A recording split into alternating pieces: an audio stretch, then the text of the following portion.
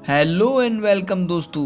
आज बात करेंगे मोटर व्हीकल एक्ट 1988 की धारा 207। धारा 207 मोटर व्हीकल एक्ट की बहुत ही महत्वपूर्ण व चर्चित धारा है, इसलिए आप सभी का इस धारा को समझना व जानना बहुत ज़रूरी है। तो आइए शुरू करते हैं। धारा 207 किसी ऑफिसर को पावर देती है किसी व्हीकल को निरुद्ध करने की, बंद करने की और सीज करने की। इस धारा के तहत वे कौन कौन से अधिकारी हैं जो आपके व्हीकल को सीज कर सकते हैं और वे कौन कौन से सेक्शन हैं जिनका उल्लंघन करने पर आपके व्हीकल को सीज किया जा सकता है।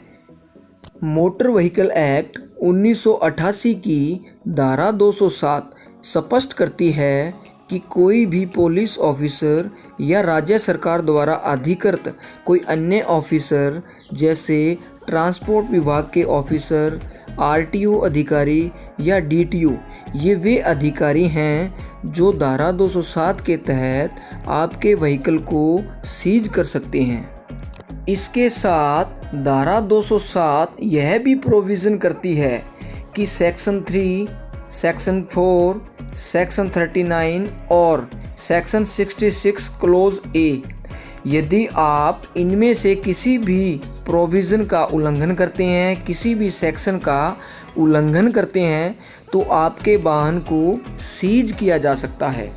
यहाँ मैं बता दूँ आपको धारा 3 का मतलब कि यदि कोई भी व्यक्ति किसी सार्वजनिक स्थान पर बिना ड्राइविंग लाइसेंस के वाहन चलाता पाया जाता है तो वह धारा 207 के तहत उसके व्हीकल को सीज किया जा सकता है। अब बात करते हैं सेक्शन 4 की। सेक्शन 4 में एज लिमिट का प्रावधान किया गया है। इसमें अलग अलग प्रकार के व्हीकल को चलाने के लिए अलग अलग एज का प्रावधान किया गया है।